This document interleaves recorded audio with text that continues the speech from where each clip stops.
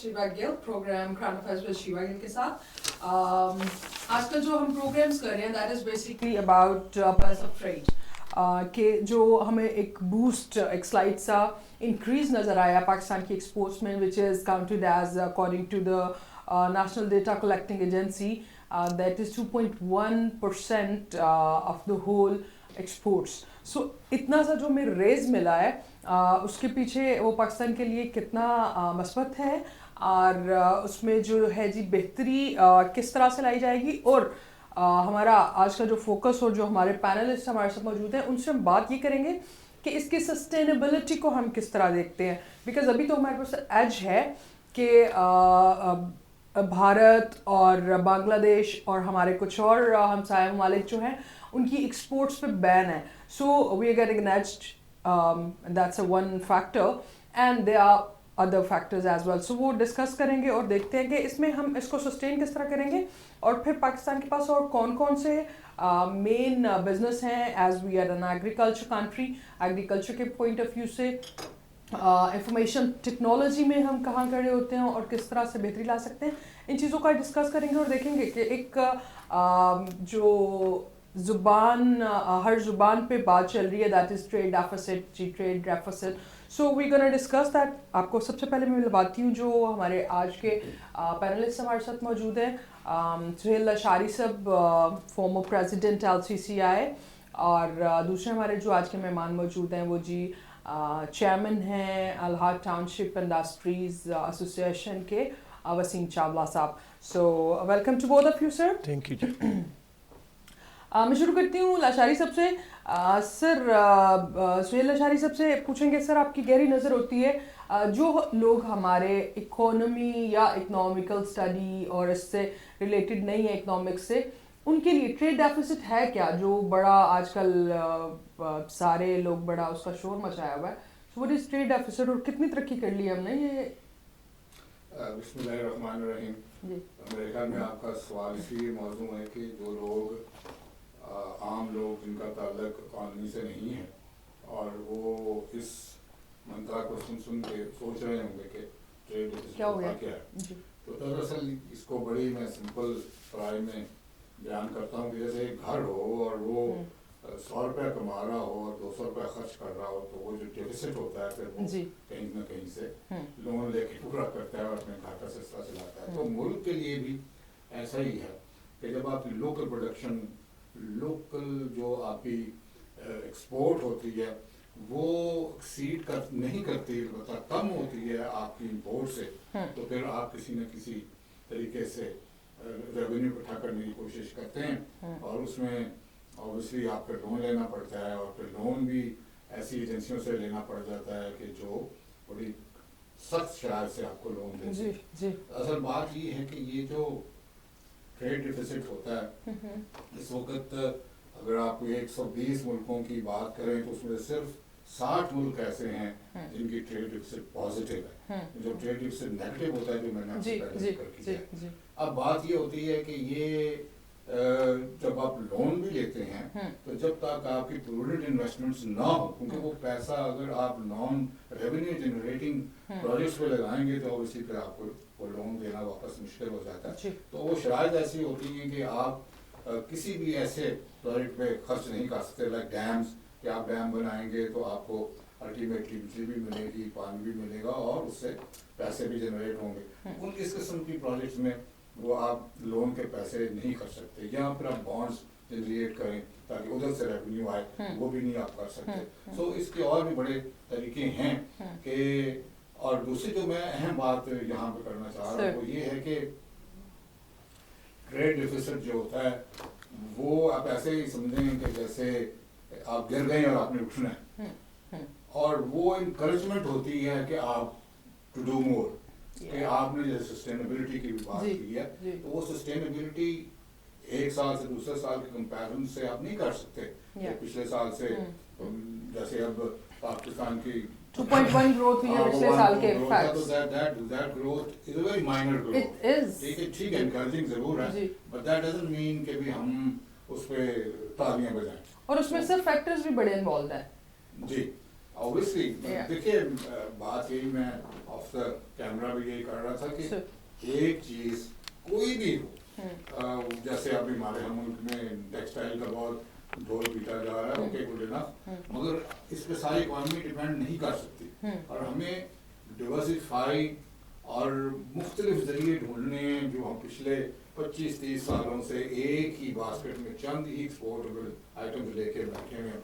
अभी रज़ाक दाऊद साहब ने बड़ा फखरिया कहा कि जी हमने जूट एक्सपोर्ट की है $7 मिलियन की। Good, I am very happy, क्योंकि ये वो आइटम्स हैं जिन पे हम एक जमाने में बांग्लादेश से इंपोर्ट किया करते थे, जूट और इधर बैग्स बनाया करते थे। इसी तरह इस वक्त चीनी का बहुत जबरदस्त शोर मचा हुआ है, तो हम गुड़ को हमने बैन किया हुआ है और गुड़ इस वक्त इंडिया एक्सपोर्ट कर रहा है, बांग्लादेश एक्सपोर्ट कर रहा है, हम क्यों नहीं एक्सपोर्ट कर सकते? इसका बैन हटना चाहिए और हम चीनी के जो नेगेटिव तासरात हैं, क्योंकि उसमें केमिकल इस्तेमाल होते हैं, उससे निकल के अगर हम गुड़ की तरफ जाएं तो उसमें जो सबसे बड़ी बात हो रही है यहाँ पे एग्रीकल्चर की बात हो रही थी कि जो स्मॉल फार्मर है उसको बहुत इसका फायदा पहुंचेगा, ताकि वो, क्योंकि हम अभी तक ट्रेडिशनल जो आज से 40-50 साल पहले गुड़ जिस तरह बनता था हम उसी तरह ही बनाए जा रहे हैं। अब मॉडर्न टेक्निक्स आ गई हैं दुनिया में और इंडिया उसको इस्तेमाल कर रहा है,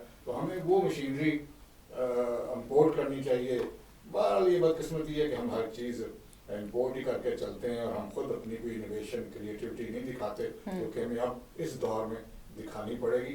तो ट्रेड डिफिसिट इतना बुरा भी नहीं होता, क्योंकि वो आपको इनकरेज करता है कि आप और काम करें और आप एक्सपोर्ट बढ़ाएं और फिर एक बैलेंस क्रिएट करें, क्योंकि सरप्लस क्रिएट करने से जो इकोनॉमिस्ट हैं वो ये कहते हैं कि जैसे आपने सुस्ती भी क्रिएट कर देता है कि जी आप अब ईजी हो गए और ईजी होने से ही आपको मात होती है। तो हम उनके developing country if not least developed country, तो हमें अपनी टेक्नोलॉजीज की तरफ even in agriculture and in industry हमें तवज्जो देनी चाहिए और वो नॉन ट्रेडिशनल आइटम जिनकी तरफ मैंने थोड़ा सा इशारा भी किया उनको हमें परवान चढ़ाना चाहिए ताकि हम ये ट्रेड डिफिसिट से निकलें।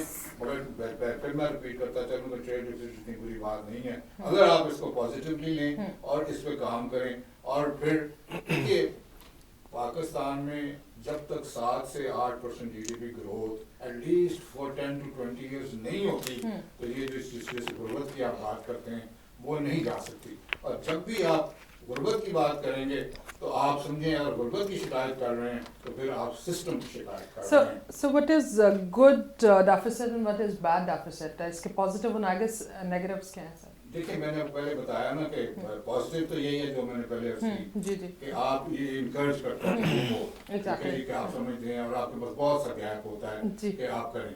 मगर आज के दौर में जो लेटेस्ट का दौर है वो सर्विसेज का दौर है, वो ऑब्वियसली फूड सिक्योरिटी का दौर है, फिर इसमें अपने आपने क्लाइमेट चेंज को देखना है, एनवायरनमेंट को देखना है, इश्यूज अब फर्क होते चले जा रहे हैं। तो क्लाइमेट चेंज आपका जो वर्ल्ड ग्लोबल वार्मिंग है उसके हिसाब से अपने आप को कैसे एडजस्ट करना है, ये बहुत बड़े इश्यूज हैं जिसमें पाकिस्तान अभी शायद उस तरह से सोच भी नहीं रहा। तो सरप्लस जो होता है वो आपको सुस्ती क्रिएट कर देता है। आपके पास एक चीज एक्स्ट्रा पड़ी होती है तो फिर आप उसको ऑनर बॉनर दामों में भी बेचना चाहते हैं क्योंकि मेरे पास तो एक्स्ट्रा पड़ा है स्टॉक आउट करने के लिए जी। तो वो इसका एक बड़ा खूबसूरत सा बैलेंस क्रिएट करना पड़ता है कि आप इस तरीके से चलें कि सरप्लस भी बहुत ज्यादा ना हो और ऑब्वियसली डिफिसिट भी ना हो। मगर डिफिसिट इसलिए अच्छा है कि वो आपको आगे चल के काम करने की तरगीब देता है कि आप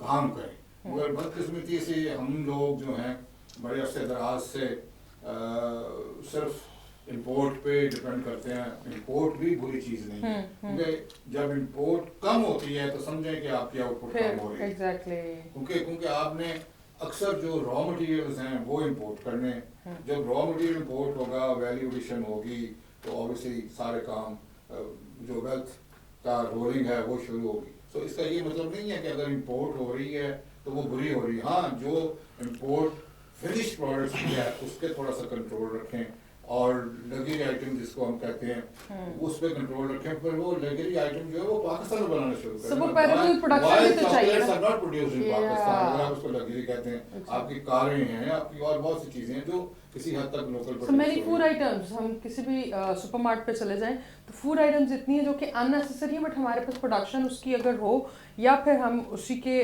पैरेलल कोई चीज़ और ऑप्शन प्रोवाइड करें तो हमें इम्पोर्ट जो है वो लग्जरी आइटम की बहुत हद तक कम हो सकती हैं। इवन इन क्रॉकरी अल्लाह का खास करम है, हर किस्म का फ्रूट होता है जी, और हमारा फ्रूट जो है अल्टीमेटली इतना ज़ाया होता है कि आप हैरान होंगे कि 30% तो वेस्टेज है हमारे फूड की, तो और फलों की, तो इनके लिए जूसेस बनाए जा सकते हैं, पैकेजिंग की जा सकती है, एक्सपोर्ट किया जा सकता है, क्योंकि हमारा फल अल्लाह के खास करम से जो इस खत्ते का मौसम है वो इतने लजीज होते हैं कि एवरीबॉडी लाइक्स दैट। सो मगर हम उस तरफ तवज्जो नहीं देते और हम समझते हैं कि जी खा लिया और बस। अभी हमने बड़ी मुश्किल से कुछ अर्से पहले से कीनू और आम की एक्सपोर्ट शुरू की है, और जब आम थोड़ा सा खराब भी हो जाए तो उससे जूस बनाया जा सकते हैं। आम एज अ रॉ मटेरियल चला जाए, जूस बनाएंगे और पैकिंग करेंगे तो ज्यादा कीमत में बिकेगा क्योंकि वैल्यू एडिशन हो रही है उसमें।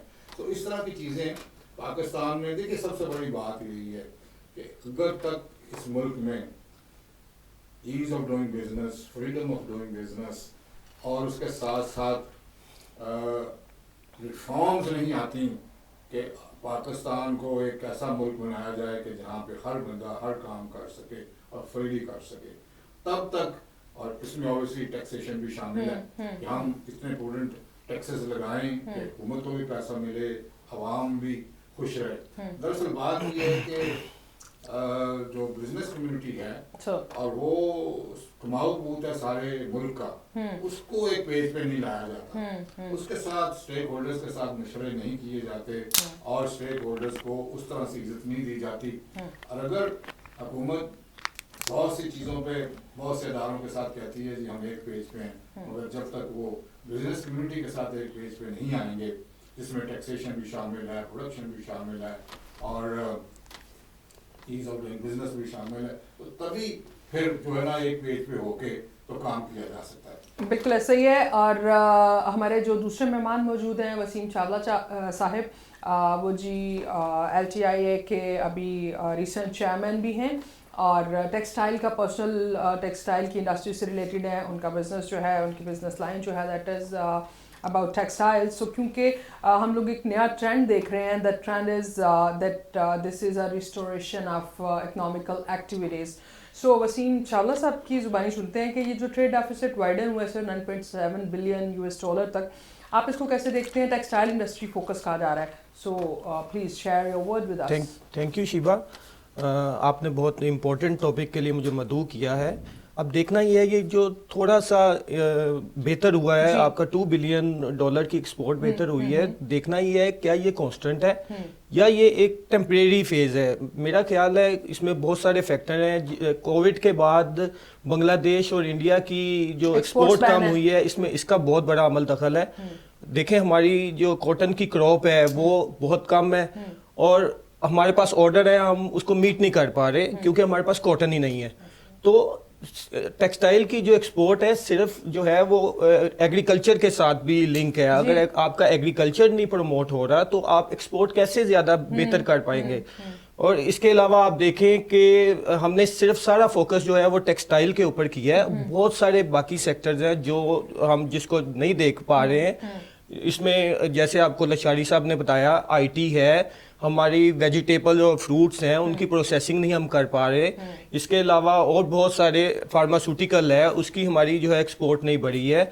बहुत सारे जो सेक्टर्स हैं और ये जो टेक्सटाइल के ऊपर बिल्कुल फोकस होना चाहिए। टेक्सटाइल जो है हमारे GDP में बहुत ज़्यादा एक इसका हिस्सा है, कंट्रीब्यूशन बहुत ज़्यादा है, लेकिन आप ये देखें कि हम इसके ऊपर सपोर्टिंग इंडस्ट्री और जो हमारी दरमियाने और नीचे लेवल की जो इंडस्ट्री है उसके ऊपर फोकस नहीं कर पा रहे। चंद इंडस्ट्रीज के ऊपर हमारा फोकस है। हमें जब तक हम जो है इंडस्ट्रियलाइजेशन नहीं करते और इसको अपने इंडस्ट्री की ये जो टेक्सटाइल इंडस्ट्री भी है इसकी बेस को नहीं बढ़ाते, दरमियाने और निचले लेवल के, देखें आपने चाइना ने कैसे तरक्की की है कि उन्होंने जो अपना बेस है वो दरमियानी और नीचे लेवल की जो इंडस्ट्री है उस तक लेके गए हैं, लेकिन हमारा फोकस जो है वो अभी ये 6 माह में बिल्कुल थोड़ी सी बेहतर हुई है, लेकिन क्या ये कांस्टेंट है इंक्रीज, ये आने वाला वक्त बताएगा। तो हमें जो है वो बाकी सेक्टर्स के ऊपर भी फोकस करना चाहिए। तो वसीम साहब, जैसा कि ये बेहतर इस वक्त इंडस्ट्री चल रही है और अभी हमारे पास एक पॉजिटिव उसका इम्पैक्ट भी मौजूद है, हम थोड़ा सा एक स्लाइड सा इंक्रीज भी उसमें हमें नज़र आया, गवर्नमेंट और लोग भी पर्सनली इस पे खुश हैं। जैसा कि अभी आपने जिक्र किया, दैट्स वेरी वैलिड पॉइंट कि एग्रीकल्चर में हमारे पास जो कपास की क्रॉप है वो एक्चुअली सफिशिएंट ही नहीं है, राइट। सो आपकी सारी जो प्रोडक्शन है वो तो बेस कर रही है उस पे। तो आपको क्या लगता है कि कौन सी जो इसको असिस्ट कर सकती हैं इंडस्ट्रीज, उनको फोकस करने की ज़रूरत है, और गवर्नमेंट कितना इसमें अपना हिस्सा जो है वो कर रही है शामिल? देखिए, मैं समझता हूँ कि गवर्नमेंट जो है वो पॉजिटिव ट्रैक पे है, लेकिन स्पीड बहुत कम है। गवर्नमेंट को अपनी स्पीड जो है इसके मुतालिक, जो फार्मर है उसको उसका पूरा जो है वो कपास क्यों नहीं उगा रहा है, या जो उसके ऊपर हम फोकस नहीं कर पा रहे ज़्यादा प्रोडक्शन के ऊपर, तो गवर्नमेंट को उसके ऊपर फोकस करना चाहिए और बहुत तेजी से फोकस करना। अगर हमारे पास ये अपॉर्चुनिटी आई है कि हमारे पास ऑर्डर्स आए हैं, कहीं हम उसको लूज ना कर जाएं। हमें इसका भरपूर फायदा उठाना चाहिए कि अगर ये अपॉर्चुनिटी को हम अवेल नहीं करेंगे और ये दोबारा ऑर्डर्स जो है वो बांग्लादेश और इंडिया में शिफ्ट हो जाते हैं, तो ये पाकिस्तान के लिए जो है वो अच्छी बात नहीं होगी। हमें इस अपॉर्चुनिटी का भरपूर फायदा और इस ट्रेंड को आगे लेके चलना चाहिए और इस ट्रेंड को जो है वो पॉजिटिव देखना चाहिए, और हमें अपनी नेक्स्ट ईयर के लिए अपनी क्रॉप को फोकस करना है। और इसको जो अपनी हमारी टेक्सटाइल की प्रोडक्शन है, इसकी टेक्सटाइल की और इसमें यह है कि कुछ रॉ मटेरियल्स जो हमारे इंपोर्टेड रॉ मटेरियल्स हैं, उसको हमने अपनी इंपोर्ट को स्नब करने के लिए उनके ऊपर भी पाबंदी लगा दी या उनकी ड्यूटीज हाई कर दी हैं। उसके ऊपर हमें कोई ड्यूटीज कम करना पड़ेंगी, ताकि जो एक्सपोर्ट है, जो टेक्सटाइल के एक्सपोर्टर्स हैं, उनकी जो कॉस्ट है, जो कॉस्ट ऑफ प्रोडक्शन है वो कम हो और वो अपनी एक्सपोर्ट में इजाफा कर सके। तो इसके अलावा जो है मेरा ख्याल है कि जो छोटे लेवल के, जो मैं बार बार फोकस कर रहा हूँ, और आप ये देखें कि कोई भी टेक्सटाइल की इंडस्ट्री है वो जो परचेज करती है, एक टेक्सटाइल की इंडस्ट्री के साथ बहुत सारी इंडस्ट्रीज वाबस्ता होती हैं जो उसके वेंडर्स होते हैं। अब उनके ऊपर जो है वो गवर्नमेंट ने देखे 17.5% सेल टैक्स जो लगाया है, वो 17.5% सेल टैक्स उनको देना पड़ता है और बाद में रिफंड के लिए बहुत ज्यादा टाइम लग जाता है, जिसके लिए उनका जो कैश फ्लो है वो डिस्टर्ब होता है। तो मेरे ख्याल से जो इनसे रिलेटेड छोटी इंडस्ट्री है उनको भी, उनके ऊपर टैक्सेस भी कम करने चाहिए, ताकि उनकी कॉस्ट ऑफ जो प्रोडक्शन है वो कम हो और वो एक्सेल कर सके और उनकी जो है वो प्रोडक्शन बढ़ सके। लशारी साहब मौजूद हैं, इनसे भी बात करते हैं right after a short break. Stay tuned with us.